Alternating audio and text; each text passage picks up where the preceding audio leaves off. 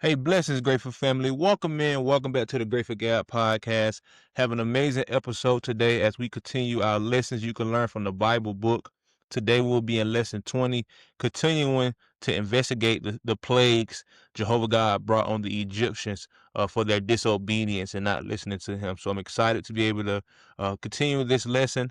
Again, lesson 20, we'll be speaking about the next 6 plagues. Again, it was a total of 10 plagues. But it really intrigues me as well that there's no account in history that where a false god put Jehovah to the test, and if he did, that Jehovah wasn't able to pass the test. But as we see these examples here of Jehovah putting these false gods to the test and showing that he's way more powerful than them, right? More powerful than that we can even comprehend, they could not do what he did. They cannot undo what he did, right? So it just really gives us more evidence that Jehovah God is truly the one true God. And it's amazing. Today's episode is being brought to you by Sugarcane Sweet Shop. Got the daily verse here, and then I'll be getting to lesson 20, the next 6 plagues. Daily verse for the day of November 26, 2025, derives from the book of Romans, chapter 5, verses 1 and 2, and it states as follows. Therefore, now that we have been declared righteous as a result of faith, let us enjoy peace with God through our Lord Jesus Christ, through whom we have obtained access by faith into this undeserved kindness in which we now stand, and let us rejoice based on hope of the glory of God. Amen. And again, it's from the book of Romans, chapter 5, verses 1 and 2. So again, the next 6 plagues, looking forward to this beautiful account here and this historical account from Jehovah's dominance over the inferior false gods of the Egyptians and the way he made it known that he was serious about setting his people free. Moses and Aaron went to tell Pharaoh God's message. If you do not let my people go, I will send gadflies to the land. Swarm of gadflies invaded the houses of the Egyptians, both rich and poor. The whole land was full of gadflies. But in the land of Goshen, where the Israelites lived, there were no gadflies. Starting with this 4th plague, the plagues hurt only the Egyptians. Pharaoh pleaded, "Beg Jehovah to take these flies away. Your people can go." But when Jehovah took the gadflies away, Pharaoh changed his mind. Would Pharaoh ever learn his lesson? Jehovah said, "If Pharaoh does not let my people go, the animals of the Egyptians will become sick and die." The next day, the animals began to die, but the animals of the Israelites didn't die. Still, Pharaoh was stubborn and he wouldn't give in. Then Jehovah told Moses to go back to Pharaoh and throw ashes into the air. The ashes became dust that filled the air and settled on all the Egyptians. The dust caused painful sores to break out on all of the Egyptians and their animals. Even so, Pharaoh refused to let the Israelites go. Jehovah sent Moses back to Pharaoh with his message.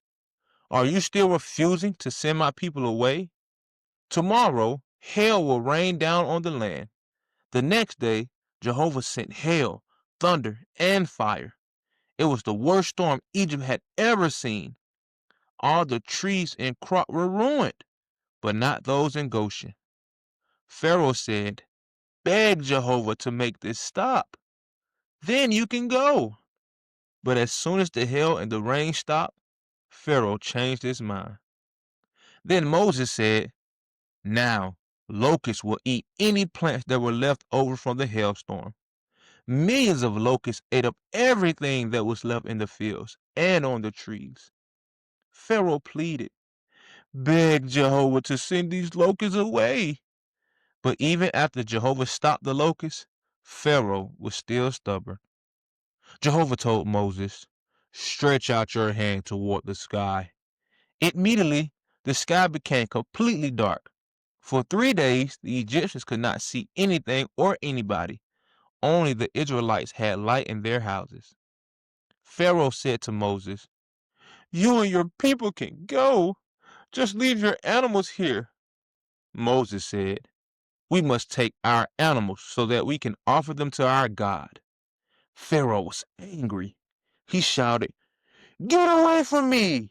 If I see you again, I will kill you! Are you enjoying today's episode? This episode of the Grateful Gab podcast is proudly sponsored by Sugarcane Sweet Shop. At Sugarcane Sweet Shop, every dessert is made with love, creativity, and a sprinkle of sweetness. From the signature cookies and cupcakes to custom cakes for every occasion, Sugarcane is available to make your moments a little more special. Follow them on TikTok, Instagram, and Facebook at Sugarcane Sweet Shop to see what's fresh from the oven. And don't forget to treat yourself today. This man here, Pharaoh, was I really appreciate how, again, the organization gives us a synopsis, right, of these wonderful accounts of between the conversations of Pharaoh, Moses, Jehovah, right? And one key factor, or one steady constant in this synopsis is the stubbornness of Pharaoh, right?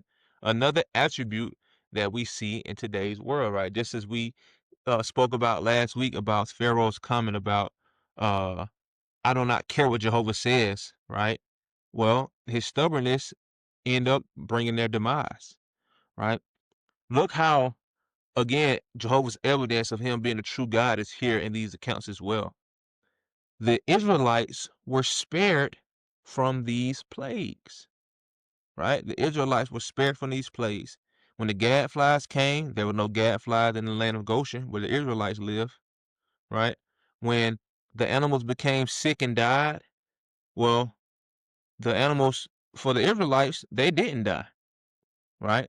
Well, when the dust came and the ashes were put into the air, and the dust caused painful sores to break out on all the Egyptians and their animals, right? Well, that didn't happen to the Israelites, right? I mean, the hailstorm, right? The thunder, right? But the crops and those type of things were not ruined in Goshen, where Jehovah was keeping watch over his Israelites, his people, right? And that's the same way it is for us, right?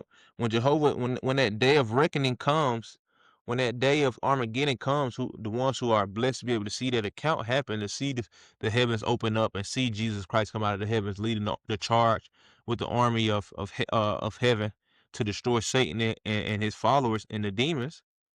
The ones who are servants of Jehovah God, Jehovah's people, they're going to be sheltered, right? They're going to be protected from the wrath of Jehovah, right? It's just truly amazing. But let us not be stubborn like the Pharaoh here. Let us not be stubborn like those Egyptians.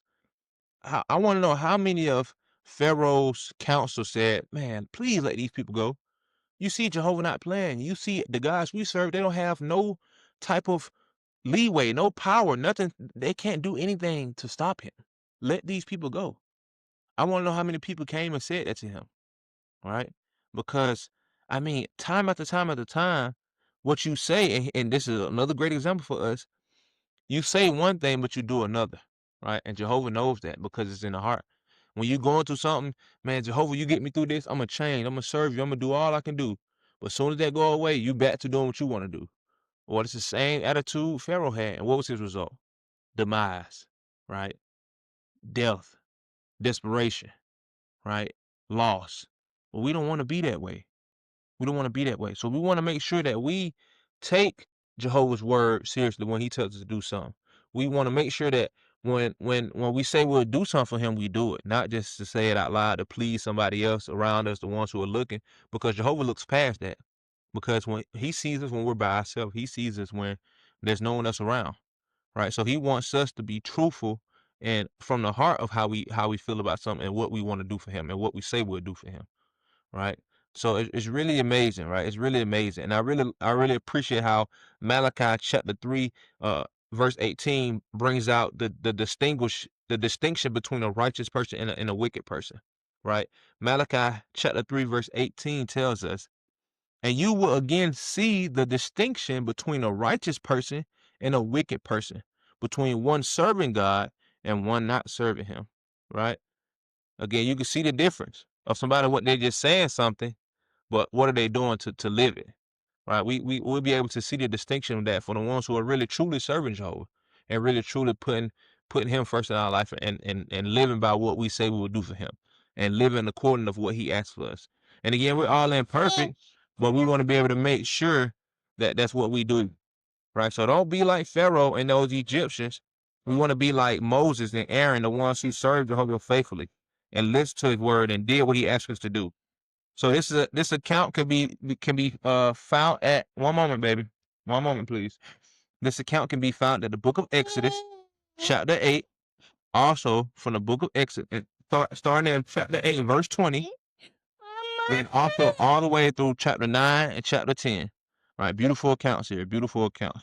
So take a look for yourself.